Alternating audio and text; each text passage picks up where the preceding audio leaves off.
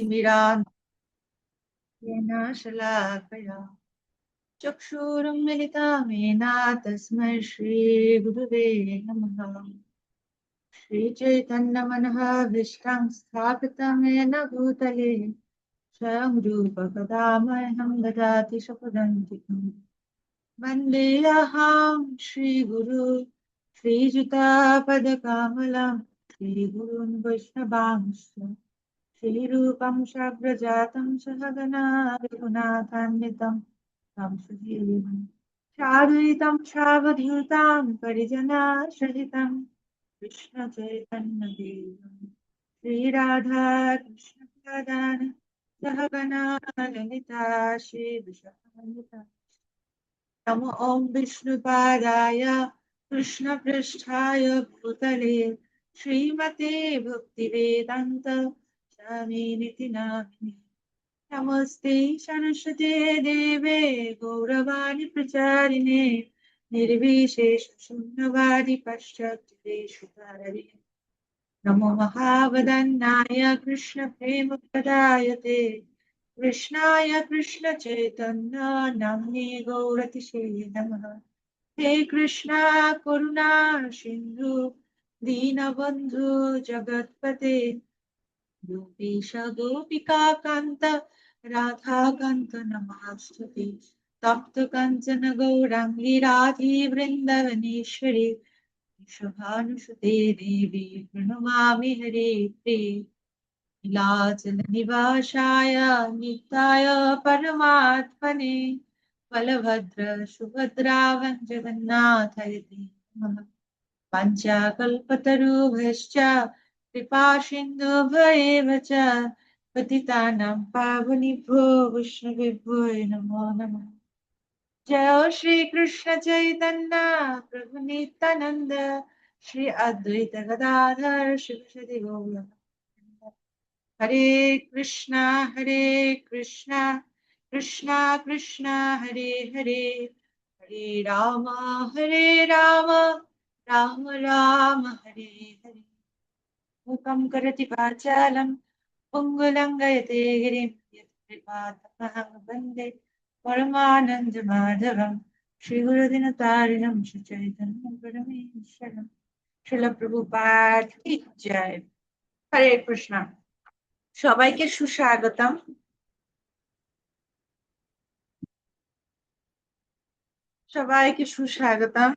Positive thinker কোর্সের আজকের অধিবেশনে। তো আমরা গত ক্লাসে আলোচনা করছিলাম দ্বিতীয় অধ্যায় ভগবদ গীতা সম্পর্কে। সেখানে আমরা পুরোপুরি গত দুটো ক্লাসে আমরা জেনেছি ভগবদ গীতার কি বিশিষ্টতা, কেন ভগবদ গীতা আমরা অধ্যয়ন করব, খুব প্রাধান্য দিব আমরা প্রামাণিক গ্রন্থ হিসেবে, কেননা সমস্ত শাস্ত্রের সারাতিসার সর্বপনিষদ গাবদোক্ত গোপাল নন্দন পার্থবৎস সুধীর ভুক্তা দুগ্ধম গীতা অমৃতম মহৎ। সেটা আমরা দেখছিলাম ভগবদ গীতার কি বিশিষ্টতা আমরা প্রতিদিন অধ্যয়ন করব। তারপর আমরা ভগবদ গীতা কিভাবে যোগ্যতা আমাদের বিনয় সহকারে, পাণ্ডিত্যের জন্য নয়। এমন নয় যে ভগবদ গীতা আমি প্রতিদিন এক অধ্যায় পড়ে ফেলেছি, প্রতিদিন 2 অধ্যায় পড়ে ফেলেছি, এটা এরকম নয়। তো আমাদের কি দরকার, আমাদের অনুভব সহকারে অনুভূতি সহকারে আমাদের ভগবদ্গীতা অধ্যয়ন করা উচিত। ঠিক যেভাবে সেই দক্ষিণ ভারতের সেই ব্রাহ্মণ তিনি ভগবদ্গীতা অধ্যয়ন করছিলেন, হ্যাঁ, যে ভগবান কৃষ্ণ তিনি ভগবদ্গীতার জ্ঞান দিচ্ছেন, এটা কার জন্য? আমার জন্য, আমার জন্য এই ভগবদ্গীতার জ্ঞান। ঠিক আছে, এই মনোভাব সহকারে বিশেষ করে আচার্যদের পদাঙ্ক অনুসরণ করে কি ভাব নিয়ে আমাদের ভগবদ্গীতার জ্ঞান আহরণ করা উচিত এটা আমাদের জানতে হবে। ঠিক আছে, সে ভগবত গীতা আমরা অধ্যয়ন করব প্রতিদিন।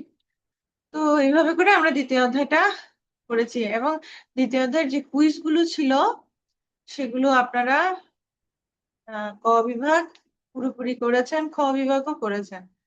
আমরা ক্লাসের শেষে আমরা একটু চেক করব। ঠিক আছে, তো আজকে আমরা কি করব? আজকে আমরা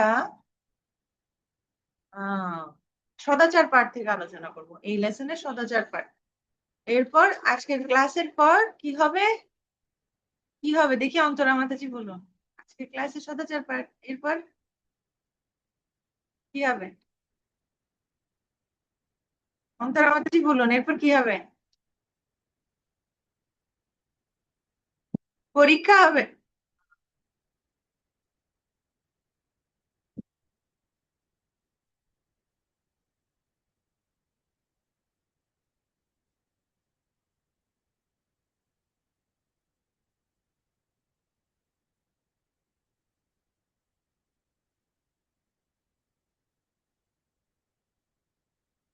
কম্পিউটার তো কিনে দেবে না।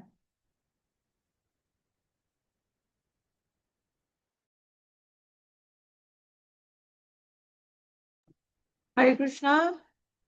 আচ্ছা, শুরুতে একটা বিষয় আমার বলা দরকার ছিল, এখন ক্লাসের মাঝখানে বলছি।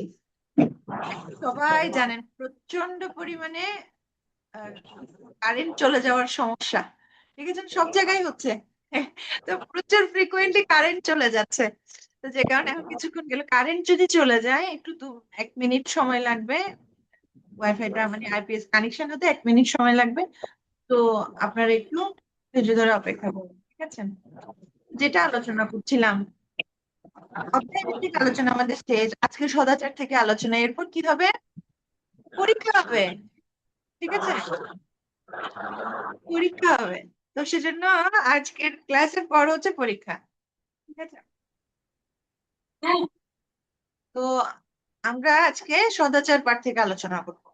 তা আমরা বিগত দিনগুলোতে আমরা সদাচারের মূলত কিছু আলোচনা তেমন করিনি। আমরা আলোচনা প্রথম দুটো ক্লাসে, দুটো যে লেসনে ছিল, সেই দুটো লেসনে আমরা আলোচনা করেছিলাম যে অ্যাকচুয়ালি ভক্তি বলতে কি বোঝায়। ভক্তি মানে সেবা।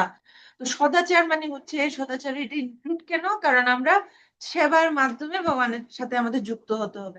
আজকে আমরা আত্মজ্ঞান লাভের পন্থে করছিলাম ঋষিকেন ঋষিকেশ সেবনম ভক্তির উচ্চতে। প্রভুপাদ ব্যাখ্যা করছেন শুধুমাত্র মন দিয়ে কৃষ্ণের চিন্তা করলে হবে না, শুধু মনকে নিযুক্ত করলে হবে না, ইন্দ্রিয়গুলো দিয়ে ভগবানের সেবা করতে হবে, ইন্দ্রিয়গুলোকে ভগবানের সেবায় লাগাতে হবে। শুধু মনটা যুক্ত করলে হবে না। কেউ বলতে পারে যে আমি আমি সবসময় শ্রীকৃষ্ণের চিন্তা করি, প্রভুপাদ বলছেন সেটা শুদ্ধ ভক্তি নয়। তার মানে শুদ্ধ ভক্তি মানে কি? ভগবানের সেবা করতে হবে, ঠিক আছে। তো সেজন্য আমরা ভক্তি কি, ভক্তি মানে সেবা, এই বিষয়গুলো দেখছিলাম। এবং আমরা দেখছিলাম ভগবানের সামনে নৃত্য, নৃত্য করার কি ভূমিকা। আমরা যদি ভগবানের সামনে নৃত্য করবো, ভগবানের মহিমা কীর্তন করব, ঠিক আছে, এই বিষয়গুলো দেখছিলাম। আমাদের আচার মানে ড্রেস আপ কিরকম হবে, এই বিষয়গুলো দেখছিলাম। আজকে আমরা খুব অনেকগুলো প্র্যাকটিক্যাল বিষয় আমরা দেখবো, যে মন্দিরের আভ্যন্তরীণ সদাচার, আমরা মন্দিরের ক্ষেত্রে কি কি সদাচার আমরা পালন করব। তো প্রথম বিষয় হচ্ছে সদাচার কি। সদাচার যদি আমরা এমনিতে আক্ষরিক অর্থ দেখি, শব্দটাকে ভাঙি, তাহলে কি হয়? সৎ যোগ আচার, ভালো আচার আচরণ, সেটা হচ্ছে সদাচার। তো এই ভালো আচরণ, এটা কেন গুরুত্বপূর্ণ? এটা হচ্ছে একজন ভক্তের আভূষণ, একজন ভক্তের আভূষণ, ঠিক আছে। ঠিক যেভাবে একটা আভূষণ পরলে সুন্দর লাগে, যেমন কেউ যখন কোনো নারী যদি নাকের দুল খুলে ফেলে, কানের দুল খুলে ফেলে, তখন বলে না, এই তোমাকে কেমন যেন লাগছে, তোমাকে সুন্দর লাগছে না। কেন? কারণ ওর আভূষণ নেই। তো ঠিক তেমনি একজন ভক্ত হবে, তার সদাচার থাকবে না, তার মানে তার কোনো আভূষণ সে পরেনি। সদাচার দেখাতে হবে, সদাচার আমাদের আচরণে প্রকাশ পেতে হবে, যে আমি আমি সদাচার অনুসারে আচরণ করতে হবে, ঠিক আছে। তো এটা কিরকম? এটা একটা ধনের মতো, এটা দুটো তুলনা করা হচ্ছে। তো ঠিক যেমন কেউ যদি ধনী ব্যক্তি হয়, তার পোশাক আশাকে বোঝা যাবে যে সে ধনী, তাই না? সে মণিমাণিক্য পরবে। যেমন আমরা দেখি না, নীতা আম্বানি, মুকেশ আম্বানি, ওরা এক একটা আংটি পরে, হীরের আংটি, কত কোটি টাকা, তখন বোঝা যায় যে ঠিক আছে ধনী, তাই না? তার মানে সে ধনী, সে এত কোটি টাকার আংটি পরছে, এত কোটি টাকার চেইন পরছে, ঠিক আছে। তো কোনো ধনী ব্যক্তি মানে সে সেটা পরছে, সে সেটা খরচ করছে, তার পোশাকে, তার অলংকারে। ঠিক তেমনি একজন ভূষণ, বৈষ্ণব যে ধনী, তার অলংকার, তার বিষয়টা প্রদর্শিত হয় কিভাবে, সেটা শোভা পায় কিভাবে? শোভা পায় হচ্ছে সদাচারের মাধ্যমে। সেজন্য সনাতন গোস্বামীকে শ্রী চৈতন্য মহাপ্রভু, হ্যাঁ, তিনি বলছেন, তথাপি ভক্ত স্বভাব মর্যাদা রক্ষণ, মর্যাদা পালন হয় সাধুর ভূষণ, সাধুর ভূষণ, এটা একজন পড়ুন। কে পড়তে চায়? হ্যান্ড রেজ করুন, কে পড়তে চান? হ্যান্ড রেজ করে থাকুন। পরের okay, হ্যাঁ, বাকিজন পরেরটা পড়বেন, ঠিক আছে? হ্যান্ড রেজ করে রাখ, যিনি পড়ে ফেলবেন তিনি হাতটা নামিয়ে ফেলবেন। ওকে, শিল্পী, শিল্পী অধিকারী মাতাজি পড়ুন। হরে কৃষ্ণ। প্রণাম। আচরণ হলো বৈষ্ণবের ভূষণ বা অলংকার। এটা কি সম্ভব যে একজন লোক ধনী হবে কিন্তু তার ঐশ্বর্য থাকবে না? যদি সে দামি গহনা না পরতে পারে তাহলে তার ধনী হওয়ার মূল্য কোথায়? সাধারণত ধন সম্পদের মাত্রা অনুসারে মানুষ নিজেকে সাজায়। একজন ধনী ব্যক্তি মূল্যবান পোশাক পরিচ্ছদ দ্বারা নিজেকে সজ্জিত করেন। অনুরূপভাবে যিনি কৃষ্ণ ভাবনাময়ে দক্ষ, বৈষ্ণব আচরণের রত্ন, তার সকল ব্যবহার ও আচরণকে মহিমান্বিত করে। একজন ভক্তের কার্যাবলীর মধ্যেই তার চরিত্র উত্তম রূপে প্রকাশিত হয়। তার লক্ষণ দেখেই বৈষ্ণবত্ব বিচার করা হয়। হরে কৃষ্ণ। প্রণাম। তাই বৈষ্ণবের আচার আচরণ, তিনি কিছু যা কিছু শাস্ত্রে বলা হচ্ছে কিভাবে আচার আচরণ করতে, তিনি সেটা যথাযথভাবে তিনি সেটা পালন করেন। তাই আমাদের সবসময় নিজেদেরকে বিচার করতে হবে, আমার এই আচরণটা কি সদাচার বহির্ভূত আচরণ, নাকি সদাচার পালন করে আমি আচরণ করছি, ঠিক আছে? এরপরে এখানে বলা যায় দু ধরনের সদাচার, দু ধরনের ভাবে আবিধানিক অর্থ হয়। একটা হচ্ছে সামাজিক আচরণের গতানুগতিক প্রয়োজনীয়তা, সামাজিক আচরণের ক্ষেত্রে, ঠিক আছে? যেমন সদাচার দেখে আমরা কি করব, আমরা বড়দের সাথে কিভাবে আচার আচরণ করব, ঠিক আছে? সামাজিক ভাবে কোনো অনুষ্ঠানে গেলে আমরা কিভাবে আচরণ করব, আমরা মন্দিরে গেলে কিভাবে আচার আচরণ করব, ঠিক আছে? আর হচ্ছে কোনো পেশার নৈতিকতা, এটা সদাচার। এক প্রভুপাদ বলছেন একজন ডিভোটি মানে একজন পারফেক্ট জেন্টেলম্যান। একজন পারফেক্ট জেন্টেলম্যান এমন নয়, এমন হতে পারে না যে ও সমাজের সমস্ত লোকেরা ওকে খারাপ বলে, ও সবাইকে সবার সাথে ঝগড়া করে, সবাইকে সম্মান দেয় না, কিন্তু ও খুব ভালো ভক্ত। এটা পসিবল না, ঠিক আছে? এরকম পসিবল না যে ও সমাজে সবাই ওর নামে কমপ্লেন করে, ও একজন চোর, ও জিনিস চুরি করে আর ঠিক মতো কথা বলে না, অকথ্য গালাগালি দেয়, তো ও ভগবানের একজন ভালো ভক্ত। এটা সম্ভব? এটা সম্ভব নয়, ঠিক আছে? কিন্তু যে ভালো ভক্ত তার মানে কি, সে সব স্থান কাল বা সমস্ত জায়গায় সে ভালো, ঠিক আছে? এমন নয় যে সে আরেক জায়গায় খারাপ আর এখানে মন্দিরের ভিতরে গেলে ভালো, এমন নয়, ঠিক আছে?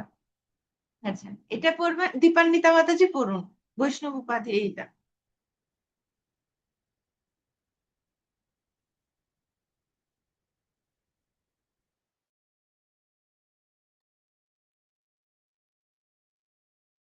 আচরণের আবিধানিক অর্থ, সামাজিক আচরণের গতানুগতিক প্রয়োজনীয়তা। 2, কোনো পেশার নৈতিকতা। বৈষ্ণব উপাধি গ্রহণ করার জন্য একটি নির্দিষ্ট মানের আচরণ বা সদাচার প্রয়োজন হয়। বৈষ্ণব আচরণ হবে কৃষ্ণ ভাবনার অনুকূলে। এটি একজন ভক্তকে পথ নির্দেশ বা উপায় করে দিবে, যার দ্বারা সে সকল ক্ষেত্রে সঠিক আচরণ করতে পারবে। বৈষ্ণব সদাচার পালনের অর্থ হলো সর্বদা সত্যগুণে কাজ করা, যা দিব্য চেতনার স্তরে উন্নীত হবার সিঁড়ির মতো। সত্যগুণ আত্মার উপলব্ধি সহায়ক। যিনি প্রকৃত ভক্ত তিনি কতটুকু তার সদা সদা গুণাবলী প্রদর্শন করেন তার দ্বারা পরিচিতি লাভ করেন। Thank you. হরে কৃষ্ণ। হ্যাঁ, তাহলে কি হবে, তিনি সৎ গুণাবলী প্রদর্শন করবেন, ঠিক আছে? সব গুণাবলী সৎ সৎ গুণাবলী হবে, ঠিক আছে? আচ্ছা, তো প্রথম হচ্ছে বিনয়ী হওয়া। তো আমাদের মন্দিরে যেতে, এটা বিনয়ের একটা প্রকাশ। সদাচার, সদাচার কি সদাচার? মন্দিরে সদাচারের বিধিতে আছে যে মন্দিরে জুতা পায়ে বা পালকিতে বা গাড়িতে প্রবেশ করা উচিত নয়। এখন কাল কেউ পালকিতে করে যায় না, যেমন আগে রাজা বাদশারা তারা পালকিতে করে ভ্রমণ। তো বিষয়টা হচ্ছে মন্দিরের ভিতরে সুপ্রিম হচ্ছে কৃষ্ণ, সুপ্রিম হচ্ছে ভগবান। ঠিক আছে, মন্দির মানে হচ্ছে এখানে কার রাজত্ব, কে বেশি প্রাধান্য? ভগবানের প্রাধান্য। তা আমাদের এমন মনোভাব নিয়ে যাওয়া উচিত নয় যে আই এম দ্য সুপ্রিম, আমি কর্তা কর্তা বিধাতা। ঠিক আছে, এরকম একটা ভাব নয়। তো এখানে কি বলছে, এখানে গাড়িতে প্রবেশ করা যাবে না মানে মন্দিরের ভিতরে। ঠিক আছে, যে মন্দিরের ভিতরে কি করা উচিত নয়, ভগবানের সামনে নিজেকে করা উচিত নয়, সেজন্য বাইরে, মন্দিরের বাইরে জুতা রাখার সিস্টেম। না, আমরা দেখি যে মন্দিরের বাইরে, মন্দিরে জুতা নিয়ে প্রবেশ নিষেধ। মন্দিরের ভিতরে পালকি করে মানে আমি একটা বিশেষ কিছু, এরকম নয়, ভগবান হচ্ছেন বিশেষ। তো মন্দিরে প্রবেশের সময় আমাদের কি চেতনা থাকবে? খুব বিনয়ী যে, আমি দাস, আমি ভগবান, আমার প্রভুর সাথে দেখা করতে এসেছি। এটা কেমন মনোভাব থাকা উচিত? অত্যন্ত বিনয়ী মনোভাব থাকা উচিত। তো বলছে মন্দিরে প্রবেশের সময়, ওকে স্নিগ্ধা এটা পড়ো। হরে কৃষ্ণ মাতাজি প্রণাম। মন্দিরে প্রবেশের সময় আমরা মন্দিরের কড়া নাড়ি বা ঘন্টা বাজাই, কেননা আমরা প্রবেশের জন্য অনুমতি নিই।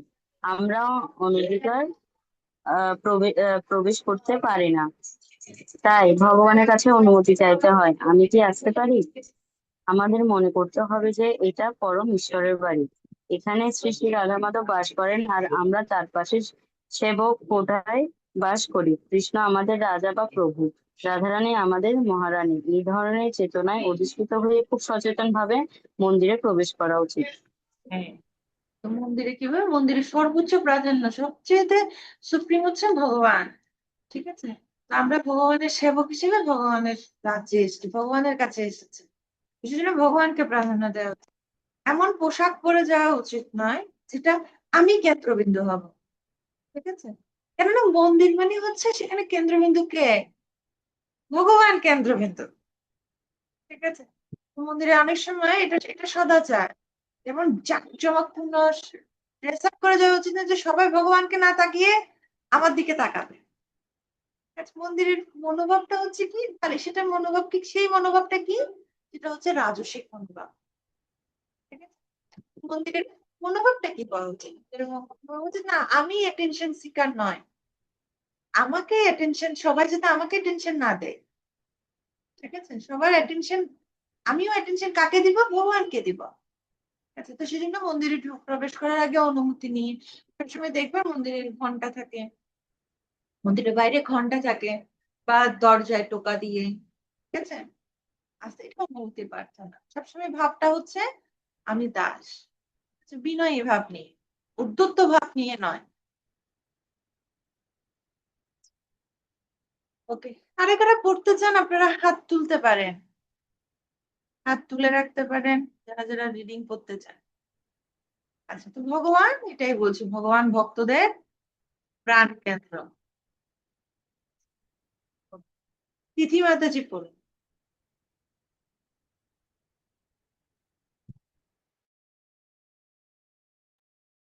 তিথি মাতাজি, হ্যাঁ। কৃষ্ণনাথ চেতনা। ভগবান ভক্তদের প্রাণকেন্দ্র। সর্বোপরি তারা কোনো সাধারণ রাজা রানী নন, তারা সমস্ত অস্তিত্বের মালিক এবং নিয়ন্ত্রক, সর্বলোক মহেশ্বরম।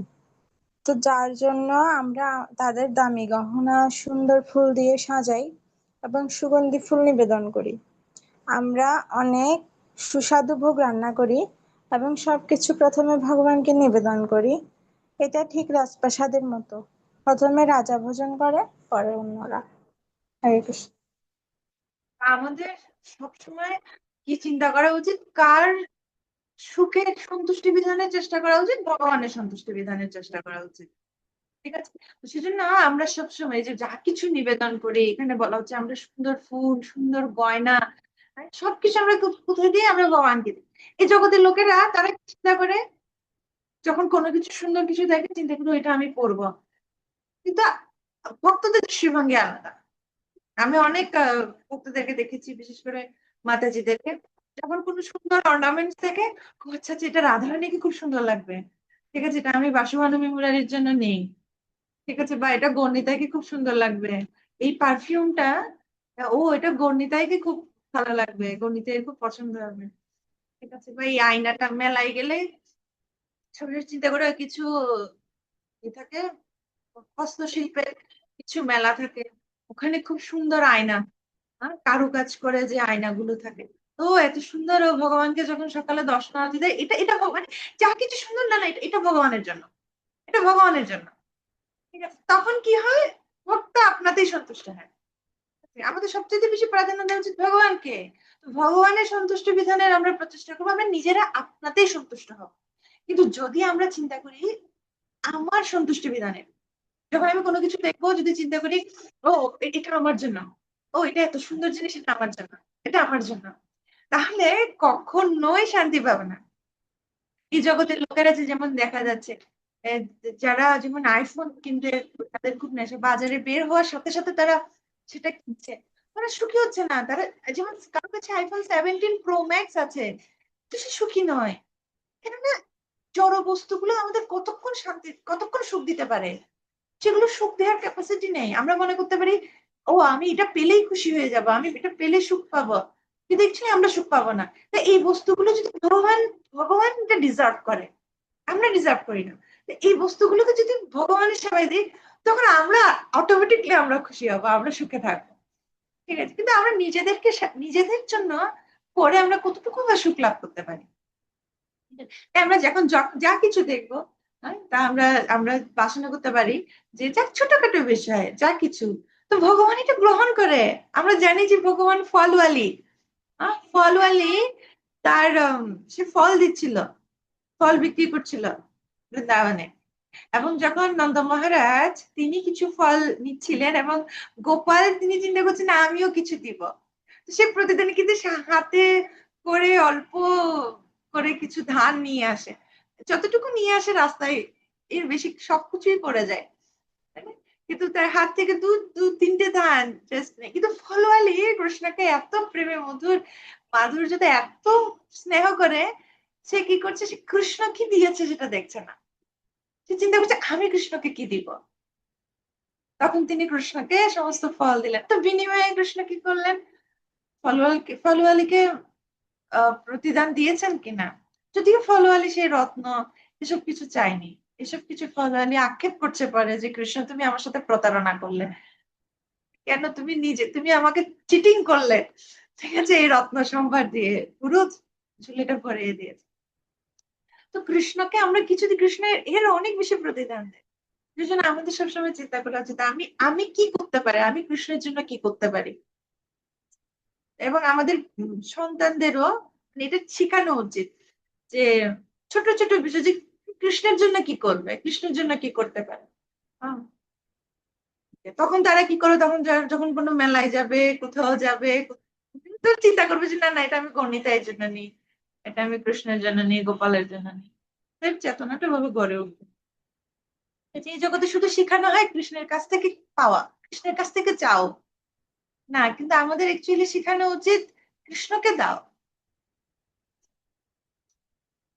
আহ তো ভগবান তার ভক্তদের প্রেমে বাধা, এখানে এখানে যে ছবিটা দেখানো হচ্ছে সেটা কিসের ছবি, মাধবেন্দ্র পুরীপাদের।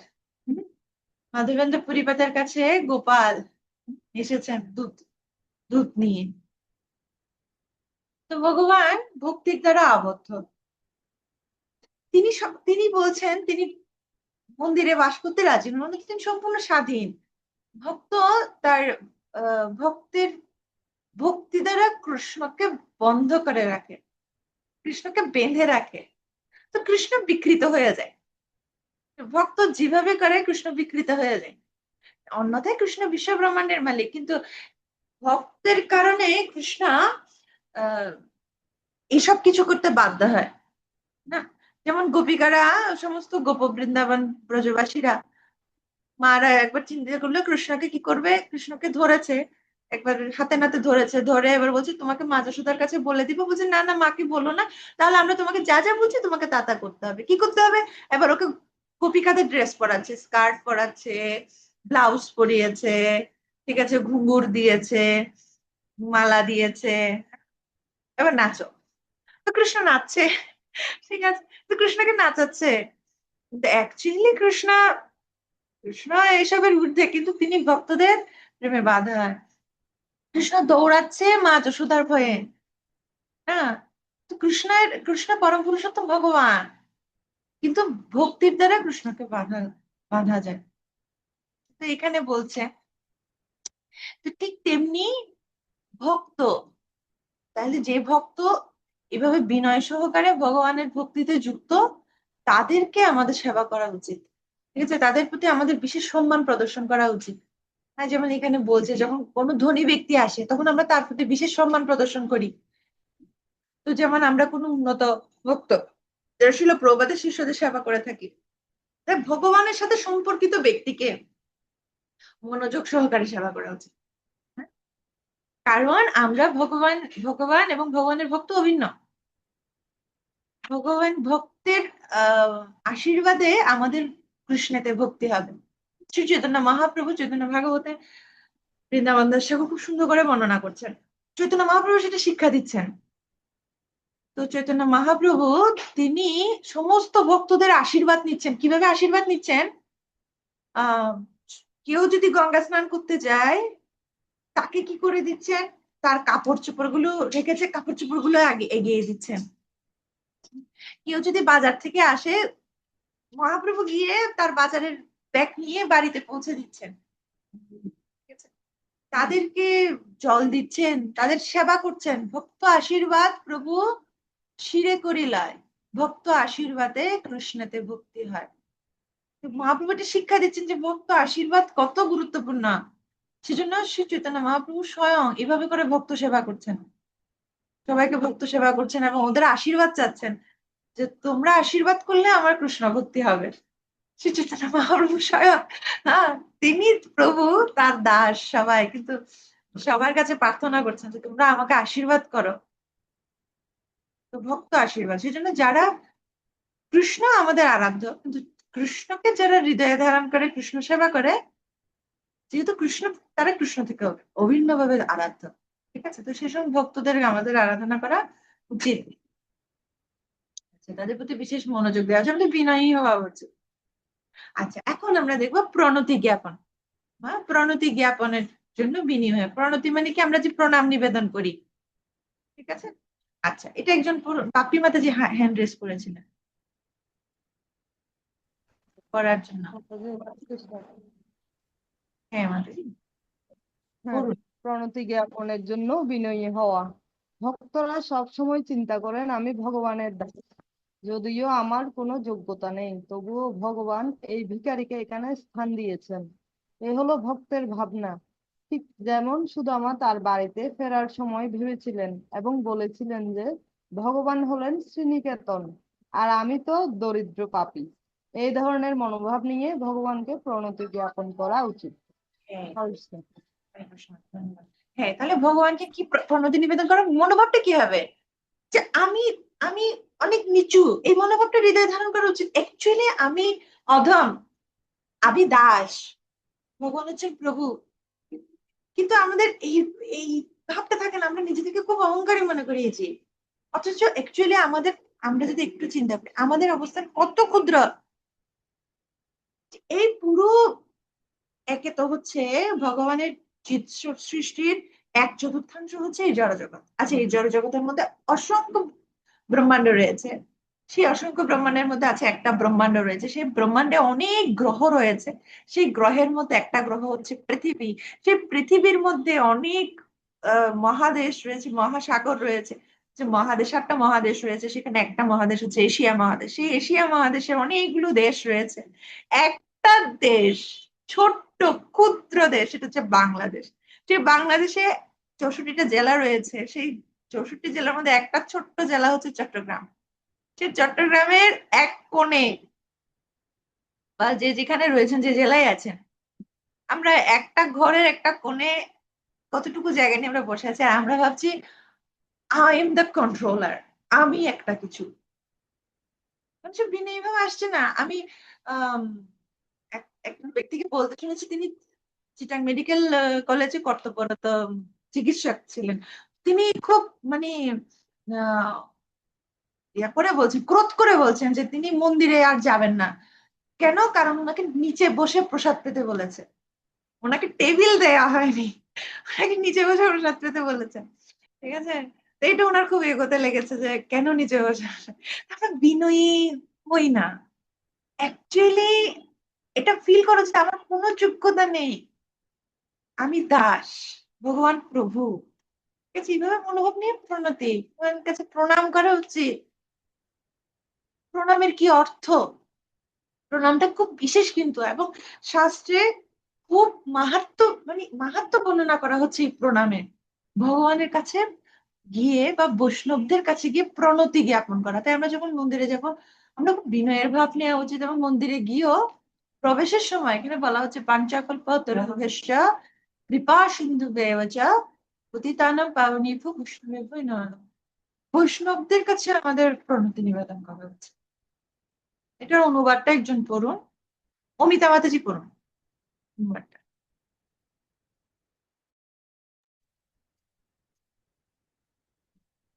হরে কৃষ্ণ মাতাজি প্রণাম। মন্দিরে প্রবেশের সময় বাঞ্ছাকল্পতরুভ্যশ্চ কৃপা সিন্ধু এব চ পতিতানাং পাবনেভ্যো বৈষ্ণবেভ্যো নমো নমঃ। সমস্ত বৈষ্ণব ভক্তবৃন্দ যারা বাঞ্ছাকল্পতরুর মতো সকলের মনোবাঞ্ছা পূর্ণ করতে পারেন, যারা কৃপার সাগর এবং পতিত পাবন, তাদের চরণ কমলে আমি আমার শ্রদ্ধা প্রণতি নিবেদন করি। হরে কৃষ্ণ মাতাজি। বৈষ্ণবদের প্রণাম নিবেদন, বৈষ্ণবদের শুধুমাত্র কি নয়, মুখে নয়। অনেক সময় মুখে বলে, মাতাজি বাঞ্চাকল্প, মাতাজি বাঞ্চাকল্প। হ্যাঁ, মাতাজি তো বাঞ্চাকল্প। বাঞ্চাকল্প মানে হচ্ছে যিনি বাঞ্ছা পূর্ণ করেন, বাঞ্চাকল্প তরু। তা আপনাকে প্রণামটা পুরো করতে হবে।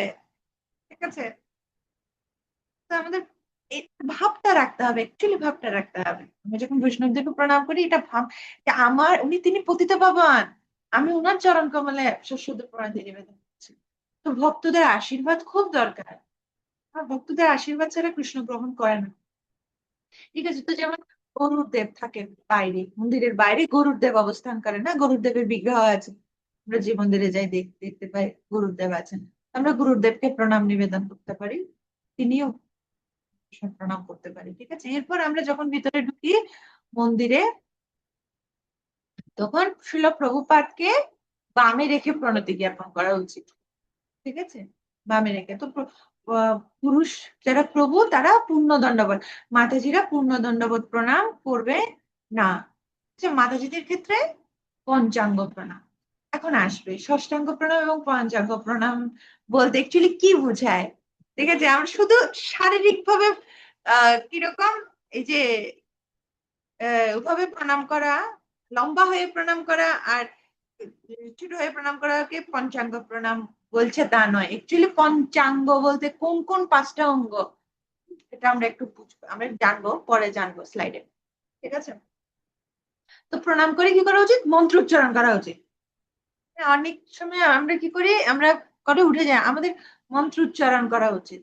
ঠিক আছে, আচ্ছা, তারপর বিগ্রহকেও বামে রেখে প্রণতি জ্ঞাপন করা উচিত। ঠিক আছে, তো যে যে বিগ্রহ, যে মন্দিরে যাব আমরা, সেই বিগ্রহের আমরা প্রভু গুরুদেবের প্রণাম মন্ত্র এবং সেই বিগ্রহের প্রণাম মন্ত্র আমরা বলবো। ঠিক আছে, যে যে বিগ্রহ তারা অধিষ্ঠিত থাকবে তারা। তো শিল প্রভুপাদের প্রণাম মন্ত্র, এখানে কেউ কারো মুখস্থ নেই আছেন? আমরা সবাই শিল প্রভুপাদের প্রণাম মন্ত্রটা মুখস্থ করবো। আমরা একসাথে পড়বো। নমো ওম বিষ্ণুপাদায় কৃষ্ণপৃষ্ঠায় ভূতলে শ্রীমতে ভক্তিবেদান্তা স্বামিনীতি নামিনে নমস্তে সরস্বতী দেবে গৌরবাণী প্রচারিণে নির্বিশেষ শূন্যবাদে পাশ্চাত্য দেশ তারিণে।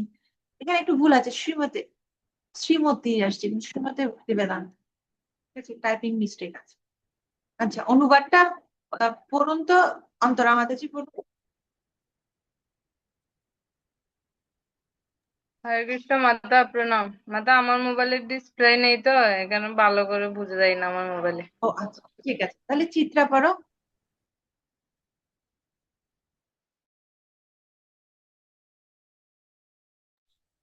শ্রীকৃষ্ণের চরণাশ্রিত ও একান্ত প্রিয় কৃষ্ণ ভাবনা কৃষ্ণ কৃপামূর্তি শ্রীল অভয় চরণারবিন্দ ভক্তিবেদান্ত স্বামী প্রভুপাদকে আমি আমার সশ্রদ্ধ প্রণতি নিবেদন করি। হে প্রভুপাদ, হে সরস্বতী গোস্বামী ঠাকুরের প্রিয় শিষ্য, কৃপা করে শ্রী চৈতন্য মহাপ্রভুর বাণী প্রচারের দ্বারা নির্বিশেষ ও শূন্যবাদপূর্ণ পাশ্চাত্য দেশ উদ্ধারকারী আপনাকে আমি আমার সশ্রদ্ধ প্রণাম নিবেদন করি। শিল প্রভুপাদের মন্ত্রটার অর্থ আমরা জেনেছি, ঠিক আছে, এবং প্রণাম মন্ত্রটা আমরা জানি। তা আমরা শিল প্রভুপাদকে আমরা প্রণাম নিবেদন করব, ঠিক আছে। আচ্ছা, এরপর আমরা এখানে কিছু প্রণাম মন্ত্র দেওয়া আছে, আমাদের এই প্রণাম মন্ত্রগুলো মুখস্থ থাকা উচিত, ঠিক আছে।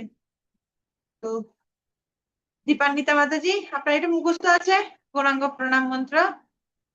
দীপান্বিতা মাতাজি,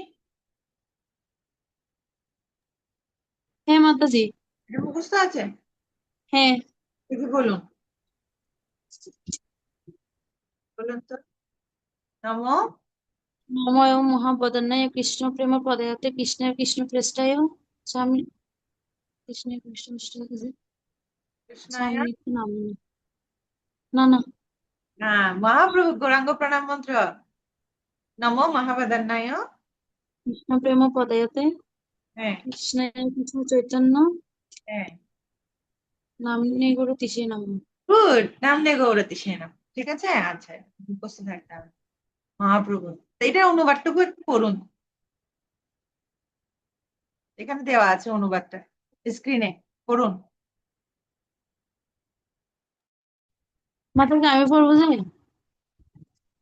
হ্যাঁ মাতাজি, অনুবাদটা পড়ুন, এখানে স্ক্রিনে দেখা আছে।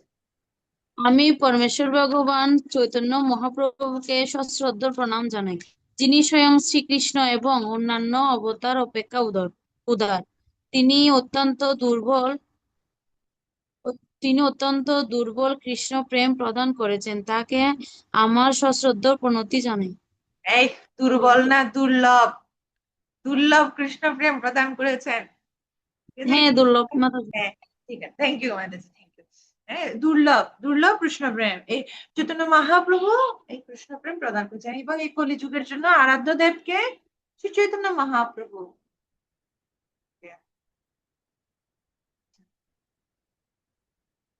এরপর প্রণাম মন্ত্র হচ্ছে শ্রীকৃষ্ণ প্রণাম মন্ত্র। শ্রীকৃষ্ণের অনেকগুলো প্রণাম মন্ত্র আছে, যেগুলো এখানে এখানে জাস্ট একটা প্রণাম মন্ত্র দেওয়া আছে। হে কৃষ্ণ করুণা সিন্ধু দীনবন্ধু জগৎপতে গোপেশ গোপিকা কান্ত রাধাকান্ত নমস্তুতে। আচ্ছা, তা কে পড়তে চান? নিপা, নিপা মাতাজি, অনুবাদটা পড়ুন। নিপা মাতাজি আছেন? ভিডিও অন থাকতে হবে, ক্লাসের সময় ভিডিও অন থাকতে হবে। হরে কৃষ্ণ। হ্যাঁ, বলুন। হে প্রিয় কৃষ্ণ, তুমি করুণা সিন্ধু, তুমি দিনের বন্ধু, তুমি সমস্ত জগতের প্রতি, তুমি গোপীদের ঈশ্বর এবং শ্রীমতী রাধারানীর প্রেম সম্পদ। আমি তোমার পাদপদ্মে সশ্রদ্ধ প্রণতি নিবেদন করি। শ্রদ্ধা প্রণতি, মানে শ্রদ্ধা সহকারে আমি প্রণতি নিবেদন করছি কৃষ্ণ। এই মন্ত্রগুলো আমরা অর্থ অর্থ জানতে হবে না, ভাব সহকারে আমরা পড়বো। রাধা রানীর প্রণাম মন্ত্র। তপ্ত কাঞ্চন গৌরাঙ্গী রাধে বৃন্দাবনেশ্বরী বৃষভানু সুতে দেবী প্রণমামি হরি প্রিয়ে। আচ্ছা, বর্ণা, হরে কৃষ্ণ মাতাজি। হ্যাঁ, অনুবাদ করো। শ্রীমতী রাধারানী, যার অঙ্গকান্তি তপ্ত কাঞ্চনের মতো, যিনি বৃন্দাবনের ঈশ্বরী, যিনি মহারাজ বৃষভানুর দুহিতা এবং ভগবান শ্রীকৃষ্ণের প্রেয়সী, তার চরণ কমলে আমি আমার সশ্রদ্ধ প্রণতি নিবেদন করি। হরে কৃষ্ণ। কে বলতে হবে রাধারানীর বাবার নাম কি? রাধারানীর পিতার নাম কি? বিশ্ববানু। বিশ্বভানু তারপর হচ্ছে মহারাজ। আচ্ছা, তারপর আর কি বলতে আছেন দাপর যুগের? আরেকজন কে বলতে চাচ্ছেন দাপর যুগের কি? আচ্ছা, জনক না মাতাজি, জনক জনক। আচ্ছা, জনক, রাধারানীর বাবার নাম জনক। আচ্ছা, আর কি হ্যাঁ, থাকতে পারে? তিথি মাতাজি কি বলেন? মাতাজি পুণ্ডরিক বিদ্যানিধি ঠাকুর। পুণ্ডরিক বিদ্যানিধি ঠাকুর। আচ্ছা, মীনাক্ষী গান্ধর্বিকা মাতা, তিনজনের নাম এসেছে, ঠিক আছে, ওকে। মীনাক্ষী গান্ধর্বিকা মাতাজি। হরে কৃষ্ণ, প্রণাম মাতাজি। বৃষভানু মহারাজ। ওকে, ধন্যবাদ। মা- হ্যাঁ, বৃষভানু বৃষভানু মহারাজ হচ্ছে দাপরে রাধারানীর বাবা হচ্ছে বৃষভানু মহারাজ। আর সেই বৃষভানু মহারাজ এই কলিযুগে কি রূপে অবতীর্ণ হয়েছেন? আমাদের পুণ্ডরিক বিদ্যানিধি, ঠিক আছে, আমাদের পুণ্ডরিক বিদ্যানিধি, কারণ চট্টগ্রাম, আমরা চট্টগ্রামবাসী। কোশ্চেনটা কি ছিল? কলিযুগের কথাটা তো বলছিলাম আমি। মাতাজি যে আগেরটা বলছিল তাই। প্রশ্ন ছিল রাধারানীর বাবার নাম কি। আমি যখন আচ্ছা, তিরুপতি বালাজি ইস্কন মন্দিরে যাই, তিরুপতি ইস্কন মন্দিরে, এবং সেদিন পুণ্ডরিক বিদ্যানিধির কি ছিল, ওই যে শ্রী পঞ্চমী দিন ছিল, পুণ্ডরিক বিদ্যানিধির আবির্ভাব তিথি ছিল। তো আহ খুব সেদিন শ্রী পঞ্চমী ছিল, তো ভগবানের খুব সুন্দর হলুদ ড্রেস পরিয়েছেন এবং বিশেষ উৎসব ছিল। এবং সেদিন সকালের ভাগবত ক্লাস ছিল, যে রেবতী রমন প্রভু ক্লাস দিচ্ছিলেন।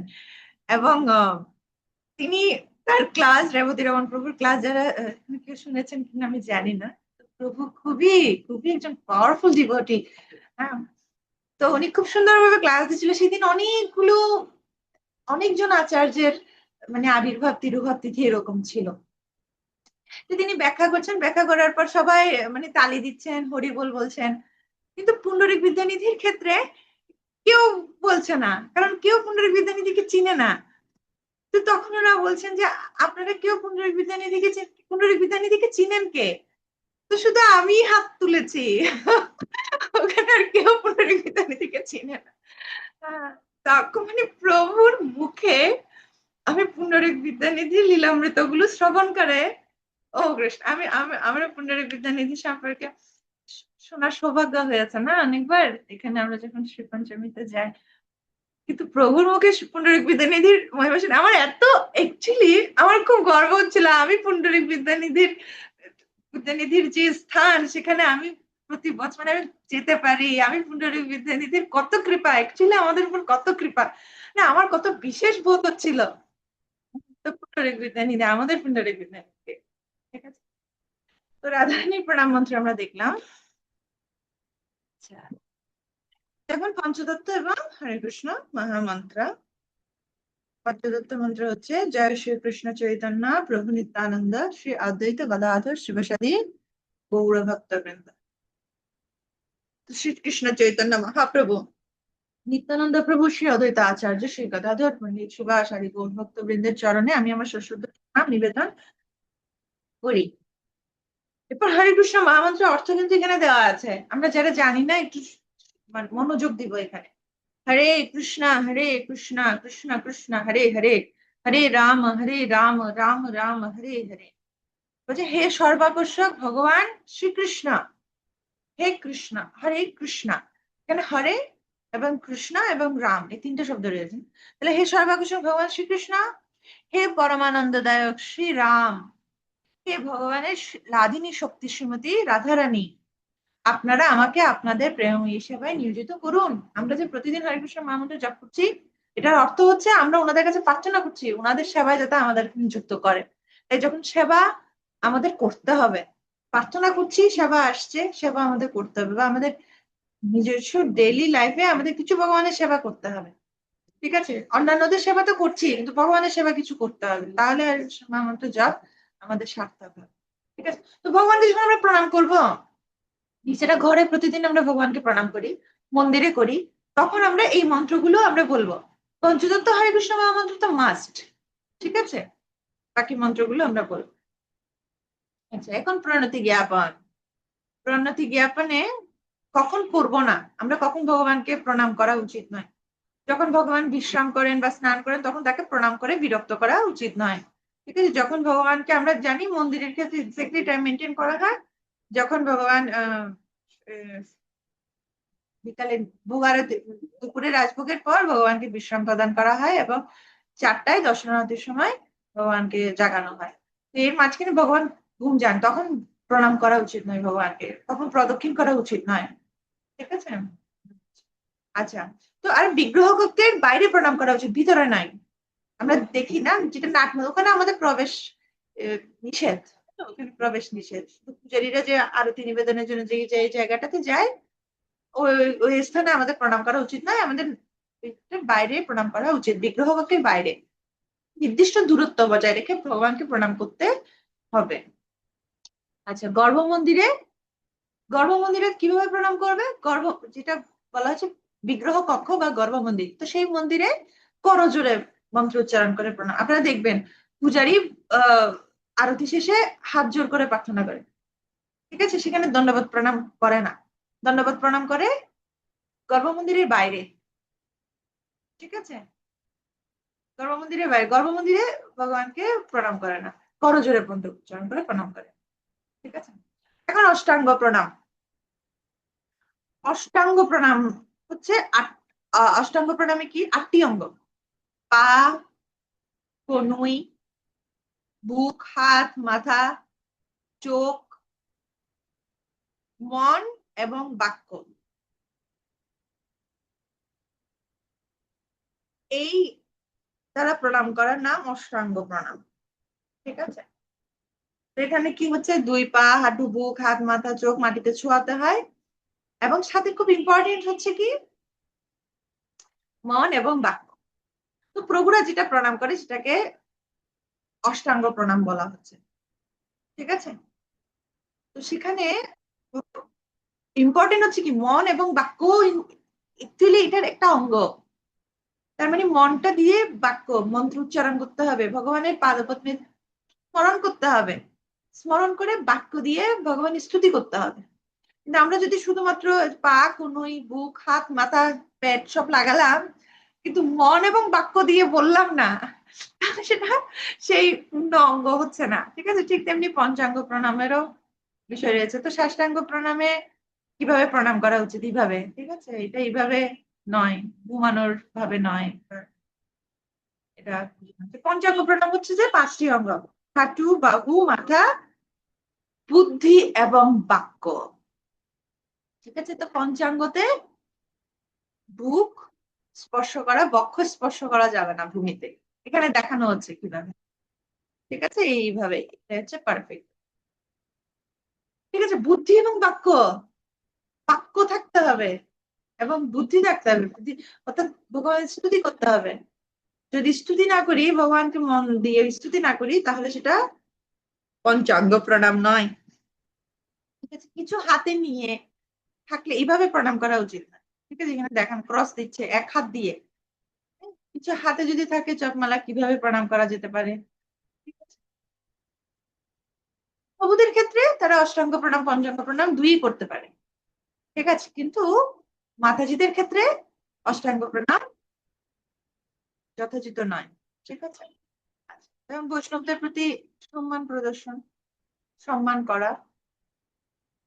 আচ্ছা, তো মাঝে মাঝে এখানে বলছি, মাঝে মাঝে আমরা বৈষ্ণবদের শারীরিকভাবে অভিবাদন জানানো থেকে বিরত থাকি, কেননা তার জন্য তিনি বিরক্ত হতে পারেন।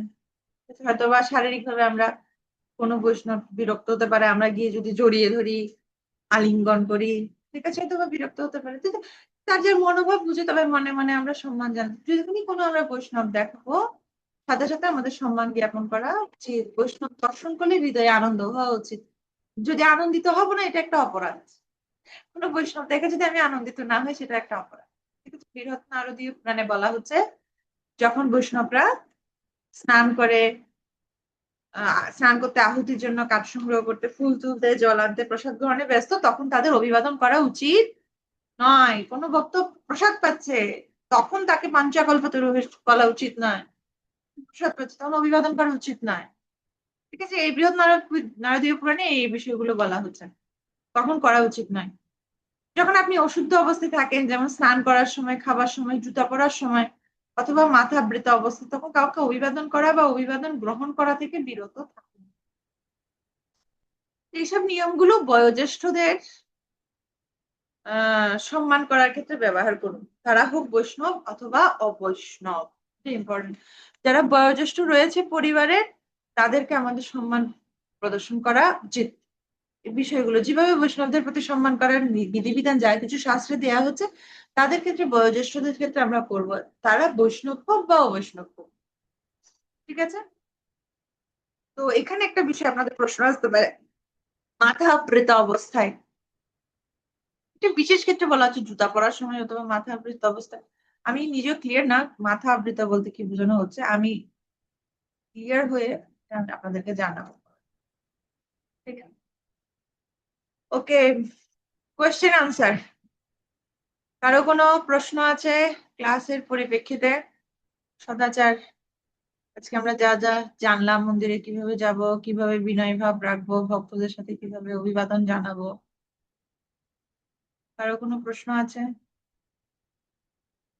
অন্তরা মাতাজি বলুন। হরে কৃষ্ণ মাতা প্রণাম। আমার 2-3টা জানার ছিল। প্রথমত হচ্ছে রাধা রানীর প্রণাম মন্ত্রের অনুবাদে দুহিতা একটা ওয়ার্ড ছিল, এটার মানে কি আমি বুঝতে পারিনি। আচ্ছা, একটা একটা আনসার দিই। দুহিতা মানে হচ্ছে মেয়ে, কন্যা। বৃষভানু দুহিতা, বৃষভানু দুহিতা মানে বৃষভানু মহারাজের মেয়ে। দুহিতা মানে কন্যা। আচ্ছা, তারপর?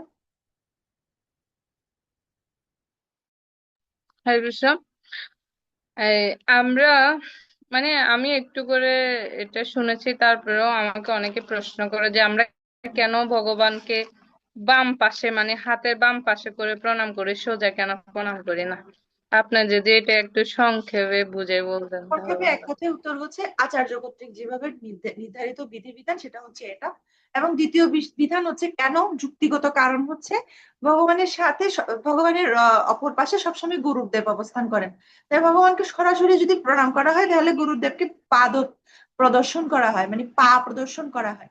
তো সেজন্য আহ এটার বিধান হচ্ছে বাম পাশে।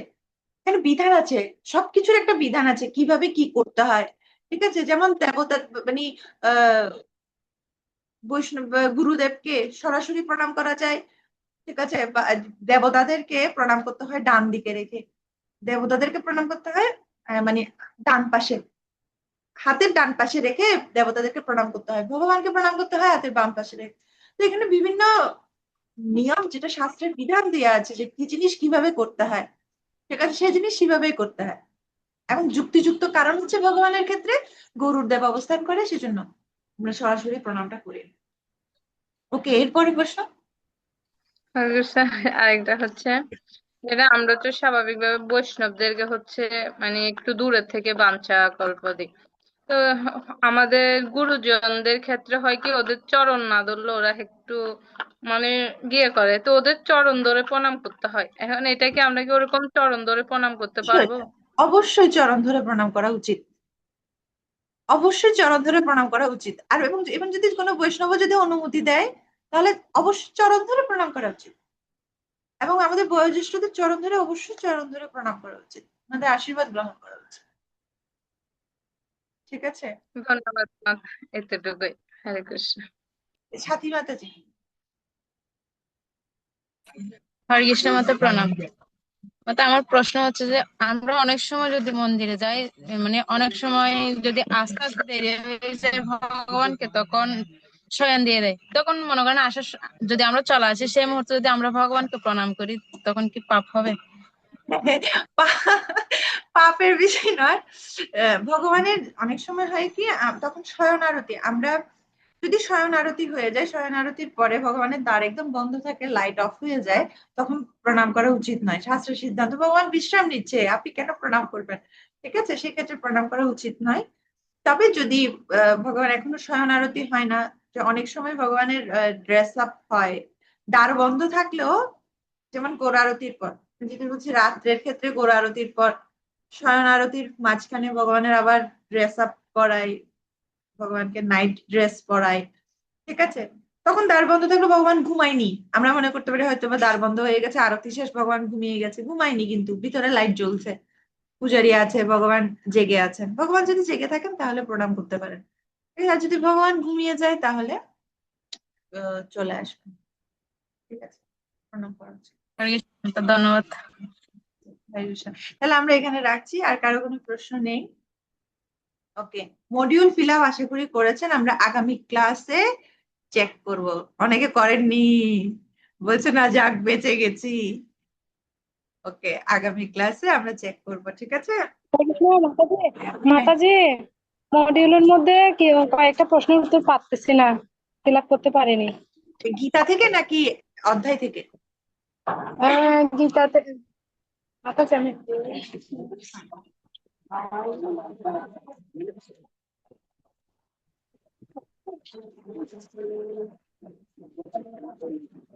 মাতাজি এমনি হচ্ছে 9 আর 10, ক বিভাগের 9 10, তারপরে ক্ষয়ে 1 ও আর ক্ষয়, গীতার আচ্ছা ওগুলো তো মানে অনুধাবনমূলক। ওকে, আচ্ছা আমি পার্সোনালি আপনার সাথে যোগাযোগ করব, কারণ আমার এখন কারেন্ট নেই তো। আমার কারেন্ট না থাকলে আমার কম্পিউটারটা চার্জে দিতে পারছি না, মানে আচ্ছা ওই সকেটটাতে আইপিএস কানেকশন নেই, তো আমার কম্পিউটারের চার্জ শেষ। তা আমি চাচ্ছি শেষ হওয়ার আগে রেকর্ডিংটাকে বাঁচিয়ে রাখতে আর কি, ঠিক করে রাখতে সকেট দিয়ে। ওকে ঠিক আছে, আমি পার্সোনালি বলবো। এমনিতে আগামী ক্লাসে কিন্তু মাস্ট চেক হবে, ঠিক আছে? আপনারা করে ফেলবেন। ওকে, তাহলে আগামী রবিবার পরীক্ষা, ঠিক আছে? পরীক্ষা, দ্বিতীয় অধ্যায়ের পরীক্ষা। আর দ্বিতীয় অধ্যায় তাহলে মডিউলটা ফিল আপ করে ফেলবেন, দ্বিতীয় অধ্যায় শেষ, ঠিক আছে? মডিউল পুরোটা ফিল আপ করে ফেলবেন। ওকে, হরে কৃষ্ণ। হরে কৃষ্ণ হরে কৃষ্ণ কৃষ্ণ কৃষ্ণ হরে হরে, হরে রাম রাম রাম হরে হরে। পঞ্চকল্পতরুভ্যশ্চ কৃপা সিন্ধুভ্যেব চ পতিতানাং পাবনেভ্यो বৈষ্ণবেভ্यो নমো নমো। জয় শিল প্রভুপাদ কি।